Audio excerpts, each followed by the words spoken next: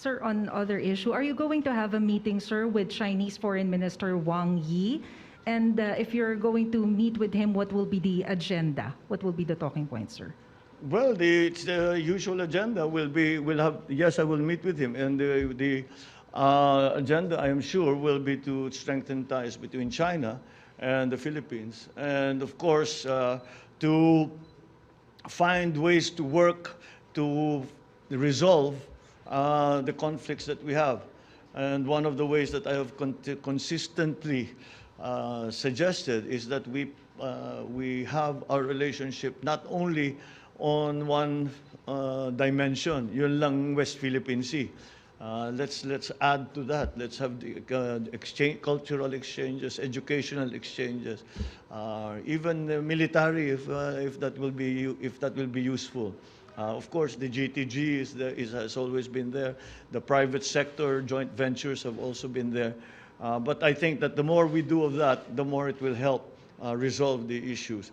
I will also mention that it's an important player, an important actor in all of these in the region, in terms of the regional geopolitics, will be ASEAN and even APEC, because they have an interest. They are stakeholders in this. So I think we can say that we need for those for ASEAN, especially to be active for their member countries. So it's essentially always trying to find ways to improve relationships, and we have many proposals to them in the sense that, as I said, we would like for us to increase the scope. Wag lang yung West Philippines yung pinag-uusapan ng China at saka Pilipinas. Let's do other things too, and that way it will normalize our relationship. Guys, kung bago ka pa lang sa aking channel, huwag mo kalimutan pindutin ang subscribe button at i-click ang notification bell para lagi kang updated sa mga bagong upload. Thanks guys. Announcing the arrival of His Excellency President Ferdinand Bongbong Marcos Jr.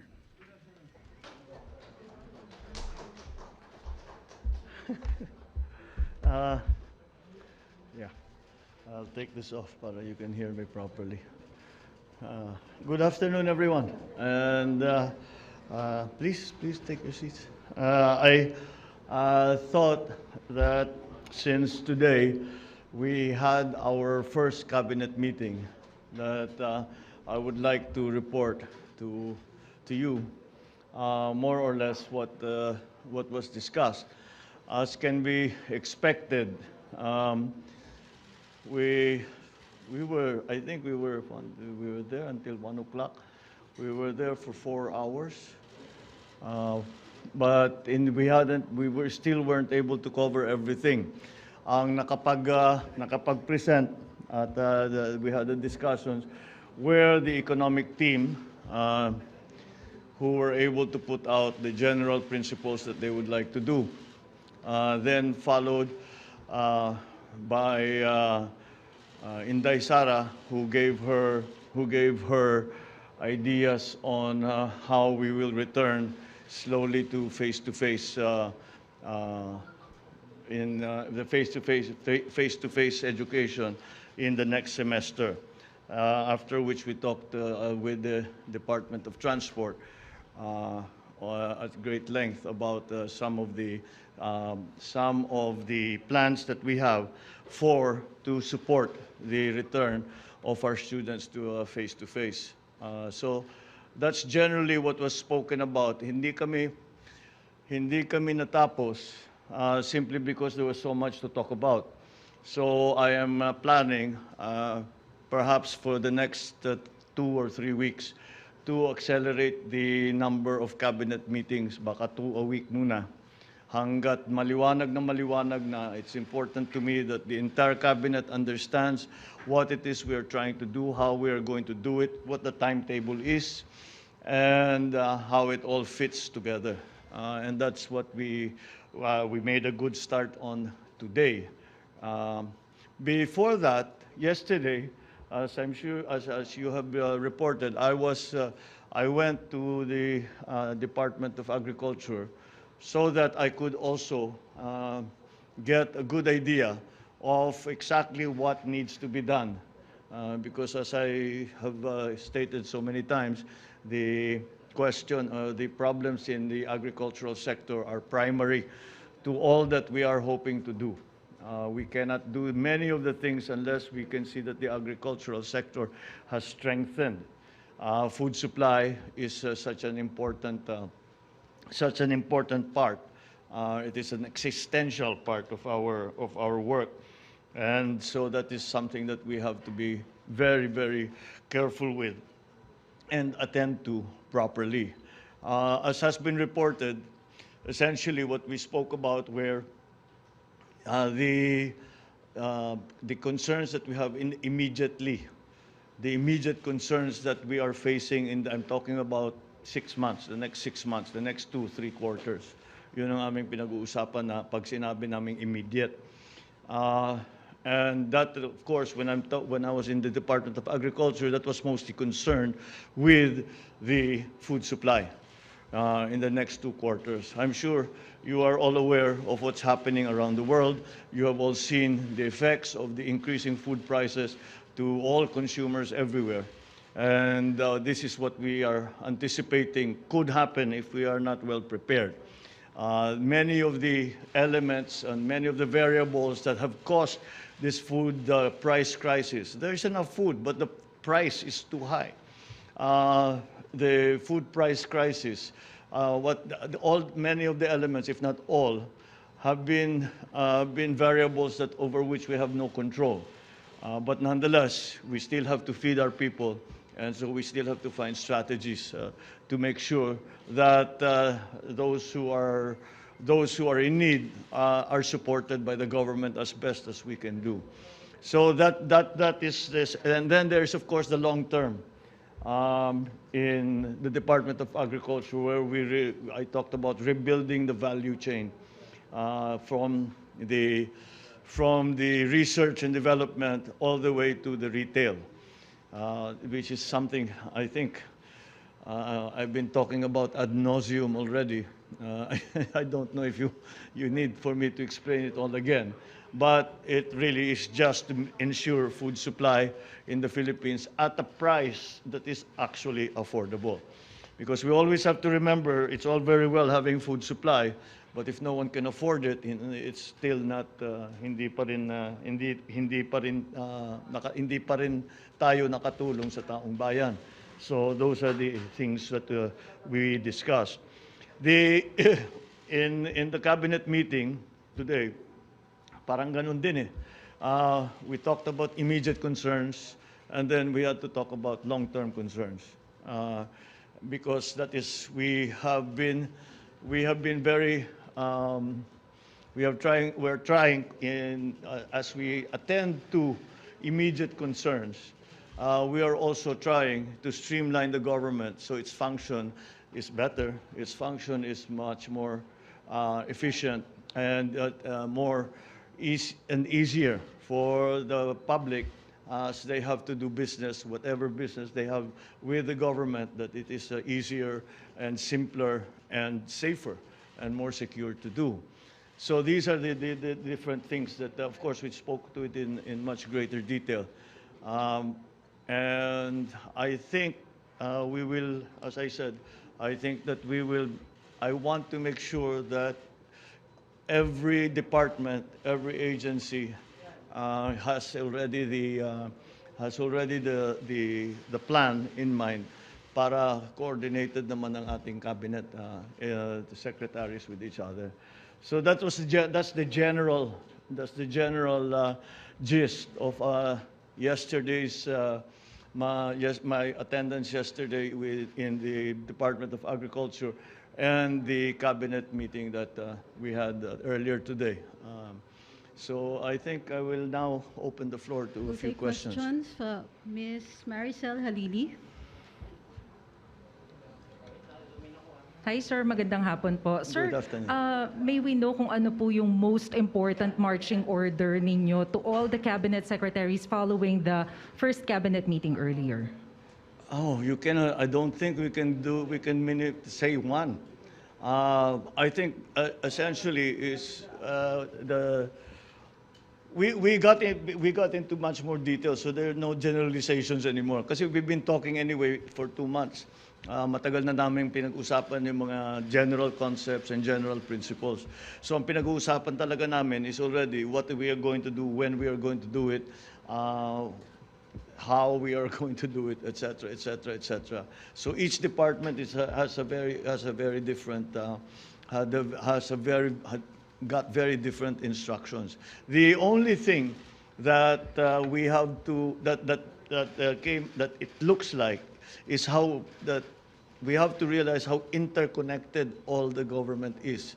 That everything that's done on one hand affects the government in another place, sometimes not to its advantage. So we have to be careful about doing all of that properly. So there isn't one single one. I suppose if there's one single one, is let's get our bureaucracy streamlined. I gave them. I said I will not. I give you a relatively free hand in deciding who you want to hire and how you want to change the structure of your department, if indeed that's what you want to do. But do it soon, because we have work to do and we have to get to work immediately. I think there are some easy, not naman easy, but there are some things that are immediately accessible in the sense that we can start doing something about it already. The first thing that is an example of that was in Daisara's announcement that we have a plan for full face-to-face by November of this year. September, we will start a phased face-to-face schooling. And that face-to-face will end up in early November as already 100% attendance ng mga bata. Kasama dyan, we have to talk about also vaccination, etc., because there are going to be some issues that will be raised. So, as usual, I guess if I'm going to single out one instruction, that quickly, let's get this done quickly. As usual, we're nagmamadali. Of course, we're careful, but we're always in a hurry because we have to get much done in very little time. Sir, on other issue, are you going to have a meeting, sir, with Chinese Foreign Minister Wang Yi? And if you're going to meet with him, what will be the agenda? What will be the talking points, sir? Well, the usual agenda will have. Yes, I will meet with him, and the agenda, I am sure, will be to strengthen ties between China and the Philippines, and of course to find ways to work to resolve the conflicts that we have. And one of the ways that I have consistently suggested is that we have our relationship not only on one dimension, yun lang West Philippine Sea. Let's add to that. Let's have the cultural exchanges, educational exchanges, even military, if that will be useful. Of course, the GTG has always been there. The private sector joint ventures have also been there. But I think that the more we do of that, the more it will help resolve the issues. I will also mention that it's an important player, an important actor in all of this in the region, in terms of the regional geopolitics, will be ASEAN and even APEC, because they have an interest. They are stakeholders in this. So I think we can say that we need for those for ASEAN especially to be active for their member countries. So it's essentially always trying to find ways to improve relationships, and we have many proposals to them in the sense that, as I said, we would like for us to increase the scope. Wag lang yung West Philippines yung pinag-uusapan ng China at saka Pilipinas. Let's do other things too, and that way it will normalize our relationship. Sir, sorry, last na lang po on my part. When will be the meeting, sir? When will be? The meeting. I'm not sure. When is he scheduled to... Wala pang schedule yata eh. Okay. Thank you, sir. Thank you. Let's keep it down to one question each para makarami tayo. Mr. Neil Mercado, Inquirer.net. If you're not here, the question was, inflation rate soared to 6.1%, the highest since October 2018. Does the President have any concrete plan to address this? Paano matutulungan ng mga Pilipino umaaray na sa taas ng presyo ng bilihin? Yes, of course, the inflation rate is a problem, not only in the Philippines, but everywhere. Our inflation rate, anong pinote na inflation rate? Right now, What did the... 6.1. 6.1? Yes, sir. I think that I will have to disagree with that number. We are not that high. We have crossed our targets were less 4% or less. Unfortunately, it looks like we may cross that threshold. Tatawid tayo sa 4%. That's why again we have to think about interest rate levels. But there is a conflicting force in that exchange rate levels.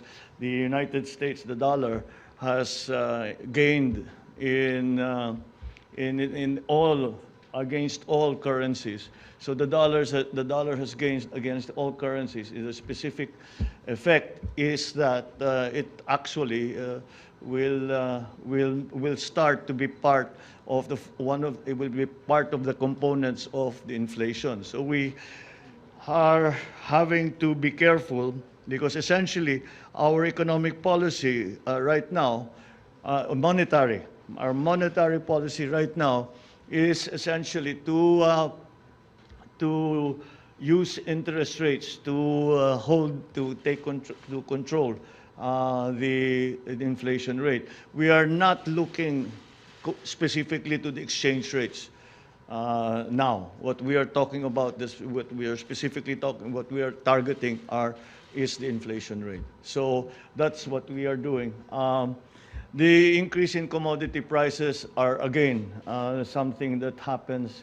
That the forces that have pushed the commodity prices up are again beyond our control. Much of our inflation is actually imported inflation. It is imported because it is the inflation on the products that have suffered inflation that we import. So sumama na yung inflation nila dun sa atin. So we have to when we analyze, we have to make those categorical differences so that to better understand really what the situation is. Ivan Mayrina, GMA7. One question, please. Mr. President, what support can the transport sector expect from the administration? Do we expect more or continued fuel subsidy? At gayon din po sa mga pasahero, what can they expect? Patuloy pa rin po ba yung libreng sakay? At i-expand po ba ito? Thank you. Okay, good. I'm glad you asked. We just discussed that we are going to try not only to continue the fuel subsidies for the transport sector, but to expand it to include the tricycles, which up to now have not been included. And so we talked about in the cabinet meeting, we talked about the funding, where it can come from, and how we are going to manage the funding for the additional fuel subsidies. We have enough budget, I think, to last for most of this, for this year and a little bit beyond. But we still have to find that. We have to find that money if we're going to continue. The libreng sakay, what we have done is we will continue the libreng sakay. But we are going to stop the libreng sakay in MRT 3. We will transfer the libreng sakay to students. Sorry, I think I'm doing this wrong. Libreng sakay continues as is. That continues. But what we are going to do is we are going to do a program for the students, because if they come in, we will fully subsidize first their pamasahe. We'll phase it out because we cannot afford to keep that going, but students will ride for free on LRT2, which is going to the university belt. So yes, so that's what we are. We extended the fuel subsidy, and we moved the subsidy or the subsidy for riders to the LRT to assist our students who are coming back in September. Thank you. Thank you. Ms. Bettina Unite, Manila Bulletin. The question was, is there an immediate directive from the President after the DOH reported more than 7,000 cases of COVID-19 in the past week? Yes. So far, I think we are still, because if we look at where we started, we still have the capability to handle the new COVID cases.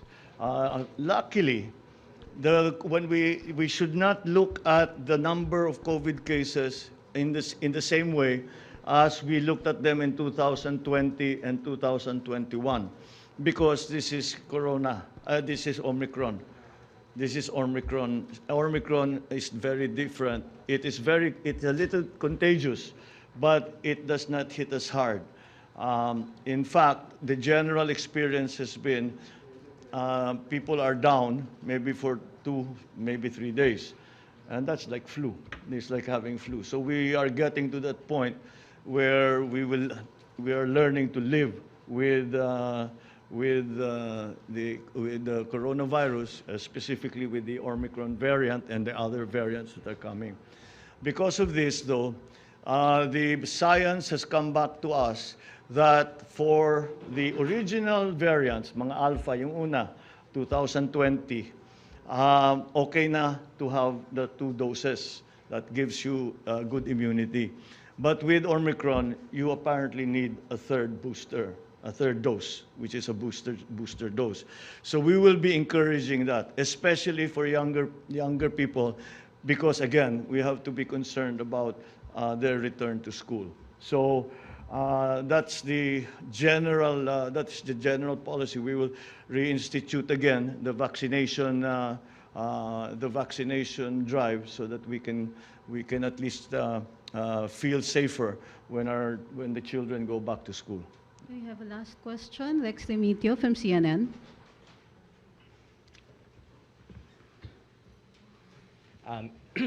Mr. President, magandang hapon. Good afternoon. Okay, let's go to agri, no? And agriculture. Yes. So I understand that your desire is to lower prices of food, right? So are you inclined to approve additional import volumes for rice, chicken, sugar, to bring down prices? And if you have any indicative volume that you're looking at? It has been used, importation has been used as a price stabilization measure. I don't think that is the primary reason for the importation that we'll do now. As a matter of fact, we are going to try. No, I think we will do it in the Department of Agriculture to boost production of rice and corn in the coming 2 quarters, hanggang Pasko, until after Christmas. Again, because there are several reasons for that. The reasons because we would prefer not to import. We would prefer to import as little as possible. So we should increase our own production of rice and corn. Corn especially became very important because the feed wheat that we were importing, na-cut off ang supply natin. So we have to substitute it with corn. This season, the corn growers were able to come together and provide sufficient feed for the broiler production. But we still have to increase production of corn to ensure that supply, because there's corn for food and there's corn for feed. So if we are able to increase production sufficiently, then hopefully the importations, we really do not want, it's not really an import substitution measure. It is a strategic food supply measure. But of course, if it's nagkaka-import substitution, that's not necessarily a bad thing. So that's the plan. Ang sa protein side, yun medyo tayo pilit tayo because when it comes to pork, yung ASF talaga natin hindi natin makontrol for various reasons. So we still have to import a lot of the pork products, not necessarily but on the broiler side, for the chicken production, broiler production, we will also still have to import because nagka-problema na naman tayo sa feed. Nagkaka-problema na naman tayo sa food supply nung mga and yung production natin is not sufficient again. And that's why this is really the reason. If you look at it, our production is not sufficient in palay, it's not sufficient in corn, it's not sufficient in livestock, it's not sufficient in fisheries. That is why I made agriculture the highest priority of everything that we are doing. Because you cannot build a strong economy unless you have a foundation of a robust agricultural sector, which assures food supply, even in emergencies. And that's what we're working towards. Yan yung mga long term. Yung mga short term, yung sinasabi ko, increase production for the rest of the years, habulin natin yung last planting for this year. They will mill siguro, they'll harvest soon, they will harvest towards the end of the year, they'll mill soon after that. So baka mahabol natin yung food supply problem doon. But still, those are short term. Those are short term solutions. We need long-term solutions, solutions that can take care of this problem. We no longer take care of the symptoms, we take care of the disease. And that's what we are trying to do in agri. We have a ways to go. There are elements kasi ng value chain na nandyan eh. Pero they're not part of a process. They exist standalone sila lahat. So diyan ang gusto natin gawin, buuhin natin 'yon. Para may savings yan eh. When you vertically integrate, to use the technical term, when you vertically integrate, ang daming savings all along the line. And that's hopefully gets to the point that we can retail these agricultural products at a good price that's affordable to people. Thank you, Mr. President. Thank you. Thank you very much. Thank you all very much. I hope we were able to answer at least some of your questions. Maraming salamat.